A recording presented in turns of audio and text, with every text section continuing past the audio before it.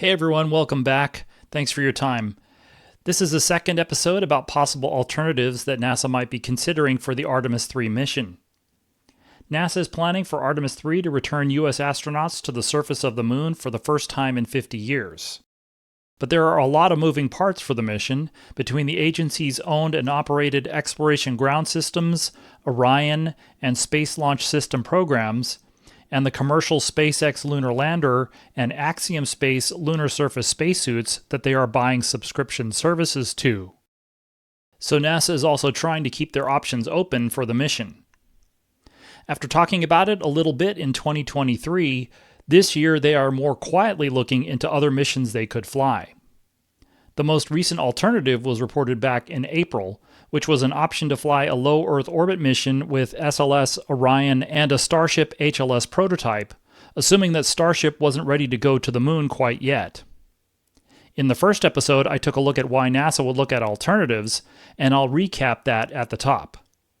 In this video, I'll go down the rabbit hole of the low Earth orbit alternative and see what NASA was willing to say about it or not, and then what's changed in the last half year since this idea was first publicized.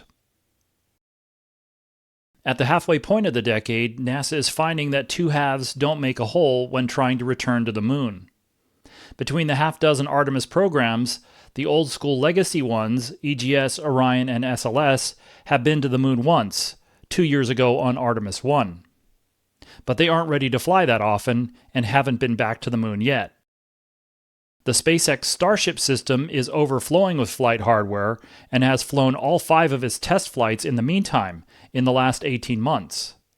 But Starship is still being prototyped, and it isn't ready to go to the Moon. NASA needs more Orion and SLS vehicles to fly. That's their responsibility. They need Starship to make it to the Moon. That is all on SpaceX. Starship is a SpaceX product, and the U.S. government is only a minority investor, being a customer of the lunar lander variant. The space agency also has a commercial contract with Axiom Space for spacesuits that their astronauts will use on the lunar surface, but they need Orion, SLS, and Starship to get them there first. Until those two halves make a whole, the space agency is trying to adapt their Artemis plans. The schedule for Artemis missions is uncertain, and updated forecasts aren't being published that often. But NASA did talk about considering alternatives to the Artemis III mission in 2023. Starship development is progressing, but remains extremely ambitious. It's typically difficult for forecast modeling to predict the timing for first-time activities, and the big milestones achieved so far are behind aspirational schedules. NASA shied away from talking about that, and has been noticeably quiet about Artemis basically since Artemis I was completed 2 years ago. But back in April, Eric Berger reported for Ars Technica that the space agency was internally considering a low Earth orbit mission for Orion and SLS that would rendezvous and dock with a Starship HLS prototype. For 5.5 years, Artemis III has been NASA's top priority, landing 2 astronauts on the Moon and, like Apollo, returning them safely to the Earth. There's always interest in what's next. If NASA is considering something, there is going to be interest in those details. Not only why they're considering something, but also the trade space, the pros and cons. There are also technical capabilities or compatibilities that could come into play that would provide more details on the existing elements. In this case, NASA has sold Orion and SLS as beyond Earth orbit capabilities since they were rescued in the 2010 compromise. The report that they are privately considering a low Earth orbit mission is, of course, interesting. In the first episodic video about this, I went over a few reasons why NASA would not want to wait until all the elements are ready for the Artemis III mission. There is an institutional goal to establish a cadence of 1 Artemis mission per year. Low flight rates are considered a long-term risk, something that predates Artemis. The Aerospace Safety Advisory Panel continues to talk about this. In their 2023 annual report, they stated that an irregular cadence was not conducive to workforce experience or proficiency. NASA wants to fly Artemis III a year after Artemis II, so if there's an Orion and SLS available after Artemis II that can support that, then there's an institutional desire to fly those within a year of Artemis II. The schedule for Artemis 2 and 3 is becoming more mysterious as 2024 is concluding with uncertainty about big questions. Today, Artemis 2 is scheduled for September 2025, about 10 months from now, and Artemis 3 is scheduled for a year later, 22 months from now. So time is running out to be ready to fly either Artemis 3 or an alternate mission in less than 2 years. The Artemis 2 crew started training for the upcoming mission at the launch minus 18-month point in the schedule at the time, and were named a few months before that.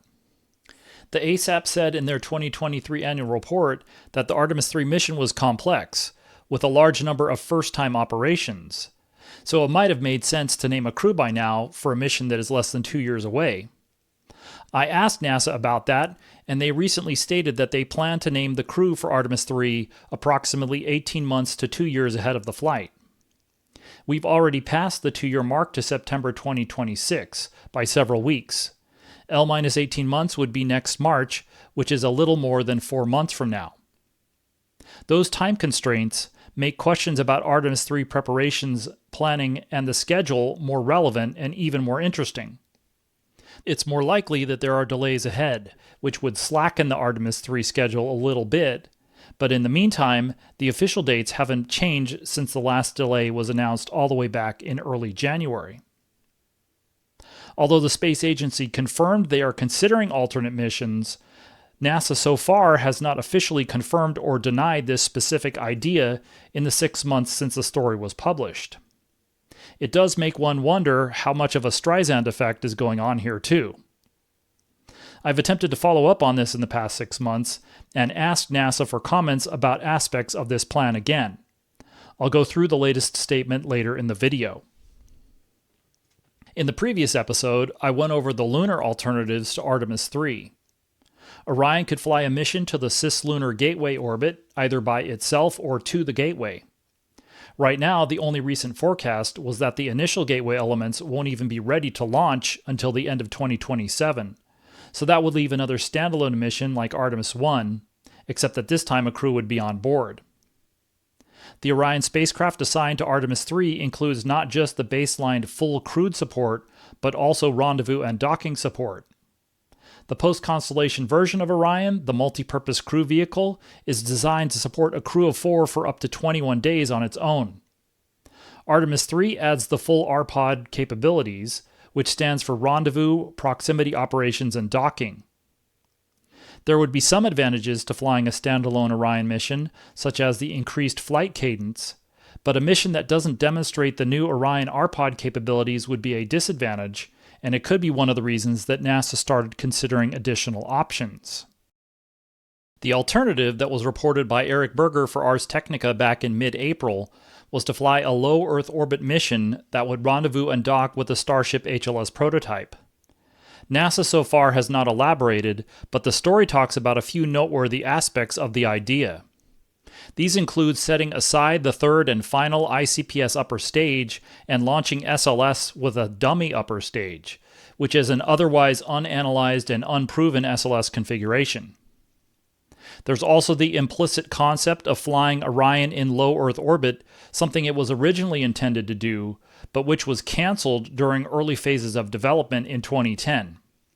Orion was brought back from the dead in the September 2010 compromise between then-President Obama and that Congress, but only as a beyond-Earth orbit spacecraft. Orion starts Artemis missions in a parking orbit around Earth, but those are usually no more than 2 orbits at a maximum. So there are questions about whether Orion can fly in low Earth orbit for an extended number of days. A low Earth orbit rendezvous and docking mission could be more like space shuttle missions, which lasted for a week and a half to 2 weeks. Orion has consumables to support a 4-person crew for 21 days, but there are questions about its thermal control abilities in a much more extreme thermal environment.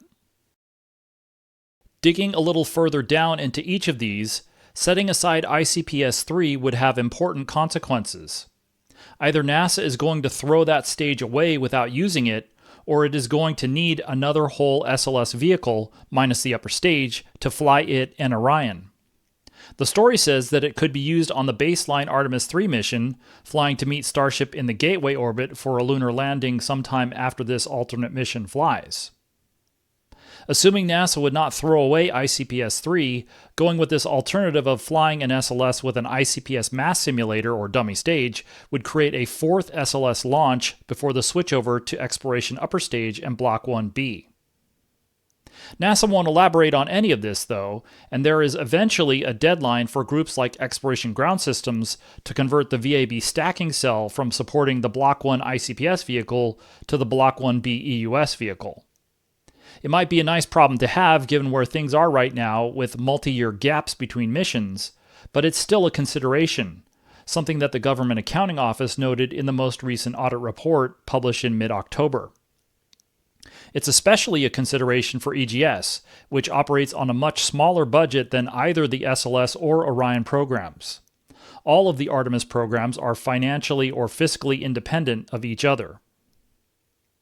As Eric noted in his story, NASA declined to speak directly about the alternative mission, so the consequences would need to be confirmed if this alternative of flying with a dummy upper stage were chosen. Going with that assumption, though, NASA has contracts to keep building SLS boosters and core stages, so a fourth set of those is already pretty far into production. But NASA wasn't planning to spend money or resources on a fourth set of connecting adapters, the Launch Vehicle Stage Adapter and the Orion Stage Adapter. The LVSA is built by Teledyne Brown Engineering under a contract, and the OSA appears to be an in-house SLS Marshall Space Flight Center project. Those two pieces are probably the least expensive pieces of the launch vehicle, so the question is how long would it take to buy the long lead materials and build another set? If there is a spare set of the raw metal alloy materials, then the lead time might not be too bad.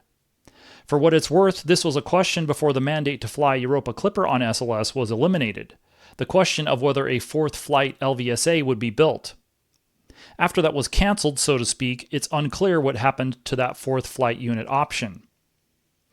There would be a similar set of questions for building another Orion stage adapter, the availability of raw materials, and the lead time to produce a new unit. Next, we get to the SLS configuration for the alternate mission itself, which purportedly flies with the dummy ICPS, something that has the form and fit of the stage, but not the function. Retaining the outer mold line of the current Block 1 vehicle would be necessary to be able to fly SLS from the existing active Mobile Launcher, Mobile Launcher 1. Any large-scale modifications to Mobile Launcher 1 would likely put it out of commission until after the Mobile Launcher 2 construction is completed. There's also the cost implications of doing any modifications. A dummy upper stage that retains the form and fit is at least feasible to fly relatively soon. Similarly, if you were just to take out the upper stage and change the height of the current SLS Block 1 vehicle, you would have to reposition all the affected platforms in VAB High Bay 3. SLS already plans to do this with the Block 1B vehicle, but that requires moving those VAB platforms around, which is less costly than mobile launcher modifications, but doesn't happen for free. Retaining the outer mold line of the vehicle would also minimize differences with its flying characteristics, but it might still be necessary to analyze and certify that.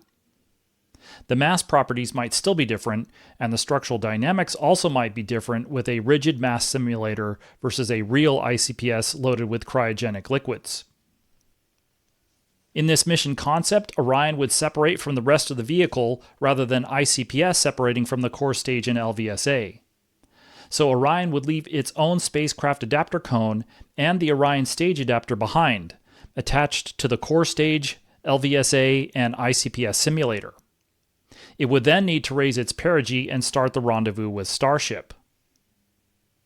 The SLS boosters and core stage are currently used to insert Orion and a fully fueled ICPS into a suborbital but high-energy orbit. For Artemis II at main engine cutoff and orbit insertion, Orion, ICPS, and an empty core stage will be in an orbit of about 2,200 kilometers by 30 kilometers. On Artemis I, that only required ICPS to add about 40 meters per second of velocity to raise the perigee to an orbital altitude. And we have confirmation of perigee raise maneuver ignition and full thrust. This is a live view from the spacecraft. Again, a really short burn. We're standing by for the cutoff.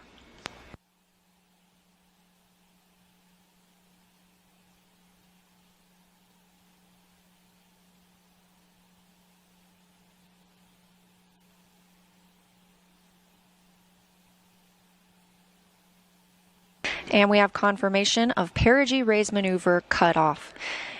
Flight Dynamics Officer reporting on the loops here at Mission Control Houston that it was a good burn. A different insertion orbit would probably be targeted for a low Earth orbit mission, but it would still need to be shaped so that the core and all the other hardware that Orion leaves behind safely re-enters, breaks up, and is disintegrated in the upper atmosphere over a non-populated ocean area. Orion has at least 1,000 meters per second of delta-V capability for Artemis lunar landings, and maybe for this flight it would have the margin for more, presuming that aborts from low Earth orbit require less reserves than from beyond Earth orbit or cislunar space. One of the reasons that the Gateway orbit is a near rectilinear halo orbit is because of the less harsh thermal environment. The cislunar staging orbit studies a decade ago noted that the constellation low lunar orbit plans would require more than radiators for Orion. The thermal environment for low Earth orbit missions can also be demanding, so this MPCV design of Orion might need additional cooling. For the Crew Exploration Vehicle Orion that was in development for Constellation, a water sublimator kit was being considered. Congressional mandates after 2010 to make Orion an ISS contingency capability were unfunded mandates, so they never happened. But during early MPCV development with the European Service Module, a sublimator in the Crew Module adapter was still being traded for possible LEO operations. It may be that after analysis, NASA will be able to fly as is or certify modifications so that a low Earth orbit mission for Orion and SLS is feasible. But there's also the question of time to market, so to speak. If the priority or desire is to keep Artemis III as close to 1 year after Artemis II as possible, is there enough time to analyze, implement, and certify changes, if any? If making an alternative Orion, SLS, and Starship mission work takes until 2028, for example, is that a better option than just waiting for SpaceX to get Starship to the moon and then flying the current Artemis III lunar landing mission? Can you get all that work done significantly faster than flying the baseline mission? There's also the question of Starship HLS availability by the end of 2026. The first 2 years of flight testing in 2023 and 2024 have ended up concentrating on recovery specifically and reusability in general. If orbital flight testing can begin in 2025 and SpaceX can get to the propellant transfer demonstration test flights, then NASA and SpaceX can finish the critical design review of the HLS design. Crew-tended capability for an HLS prototype would provide more flexibility to a LEO rendezvous and docking mission in 2026, but it may also be sufficient for a non-crew capable Starship prototype to be a rendezvous target for an Orion rendezvous and docking demonstration. For now, the question remains when for those Starship orbital capabilities. Especially since the midway point of the year, we've seen self-evident progress between Orion, SLS, and Starship. But none of those milestones are determinative for their ultimate schedules. We still don't have explicit guidance about when Orion and SLS are going to deliver their Artemis III hardware. And likewise with Starship, SpaceX would need to lay out an up-to-date schedule for their milestones. All the programs maintain internal schedules on a high-frequency basis, but Artemis is more private than public now, and those are usually considered secrets. So far this year, and going back farther than that, nobody has been willing to share. NASA has so far declined requests for an interview on this area of topics about Artemis III and alternatives going back to the middle of 2023. I have submitted written questions in the past, and I tried that again for this video. Here they are. The questions arise out of the points I've gone over earlier in the video. For SLS, does the hardware to assemble and fly a dummy ICPS currently exist, or could it be built by United Launch Alliance? And then what are the consequences for the SLS program if NASA were to decide to do that? What are they going to do with ICPS-3 without another Block 1 vehicle to fly it? For Orion, can it support a full-duration 21-day mission in low Earth orbit, and if not, how long can it support one? And then given the preliminary design notes from Constellation and post-Constellation, would a water sublimator kit make a substantial difference in compatibility for a multi-week LEO mission for Orion? Beyond that, for both Orion and SLS, Can they support a LEO docking mission in 2 years or less, since that continues to be when Artemis III is scheduled to launch? So I submitted those questions at the end of September, and a few weeks later in mid-October, NASA Public Affairs for the Exploration Directorate communicated this response. This highlights the differences between answering and responding, with this being mostly a response and also being unsurprising. Let's go through it. First, there is an answer. NASA says that Orion could support a 21-day mission in LEO and would not need a water sublimator. The Orion program and prime contractor Lockheed Martin have a lot of data from the Artemis I mission, which was the first with a fully functional service module. Both the European service module and the crew module adapter were flying their first flight. So their models are updated with the Artemis I data, and they learned a lot about the real performance of the thermal control system from a representative systems workload and long-duration spaceflight. But with respect to SLS, the responses didn't directly address the questions and have to be interpreted. Those responses are the first 3 sentences in the statement. The first 2 are all generic white paper statements about the existing plans for Artemis II, III, and IV. The third sentence reiterates that NASA is not pursuing hardware for a 4th SLS Block 1 flight. So that doesn't address the question of whether NASA is considering an SLS launch to put Orion into low Earth orbit. There's no confirmation and no denial because there's nothing that addresses that question. That also doesn't address the question of whether there is existing, already fabricated spare ICPS hardware. I asked whether it would be feasible to purchase a dummy ICPS, and that isn't directly confirmed or denied either. But NASA does say they aren't purchasing hardware for a 4th Block 1, so that could be interpreted as a no. Similarly, with respect to buying another LVSA unit from Teledyne Brown Engineering, that isn't directly addressed, but also could be interpreted as a no. So while NASA continues to officially evade public questions about Artemis III alternatives, we're still hearing rumors that both the Orion and SLS programs are taking a look at a low Earth orbit Artemis mission. Based on what NASA is saying on the record, there's only 2 more Block 1 SLS vehicles, which are assigned to Artemis II and III. It is possible for NASA to fly a low Earth orbit Artemis mission using the beyond Earth orbit hardware currently planned for Artemis III, but after those 2 launch vehicles fly, NASA won't be able to fly another Artemis mission until Exploration Upper Stage and Block 1B are ready for launch. The story about this alternate mission idea was 6 months ago now, and the overall Artemis situation continues to change. Starship development is behind the earlier forecasts, but so are the other programs, and the chances of another Artemis II delay are increasing. If Artemis II pushes out of 2025 and into 2026, that will add some number of months to the Artemis III schedule. That will give all the programs participating in Artemis III a few months more time to finish development and testing or finish production. Or a big delay could end up giving all the programs a lot of time to do that.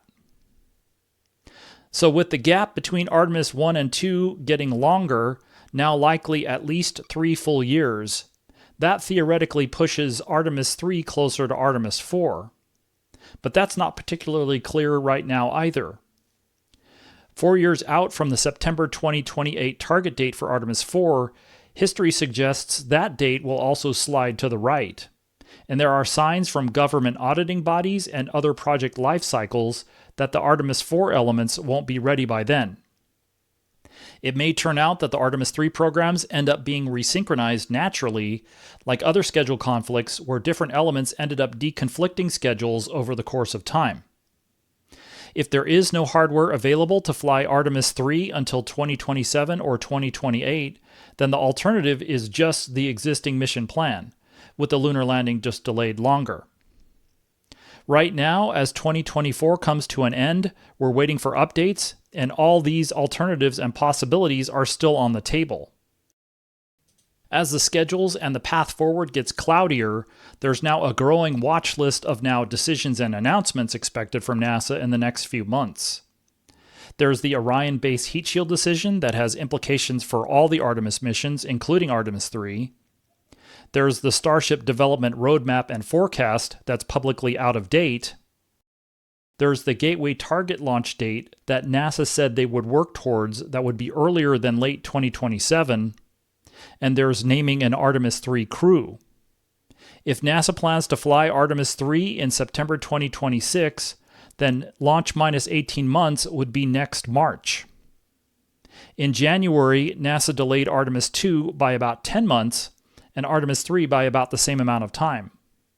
That's now 10 months ago, and we could be looking at another update to the schedule. So that's more or less where things stand, at least in public, in the middle of the fall of 2024. Given the increasingly unclear outlook for Artemis in 2025, it's hard to say where things go with this.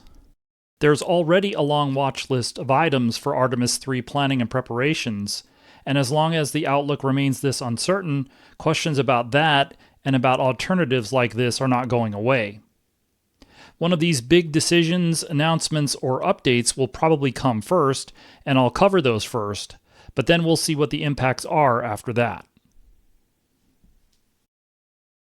Thanks for watching. Click on the like button if you found this video informative. We'll see what becomes of this low Earth orbit concept, Artemis III mission plans, and when there's enough information to return to this topic.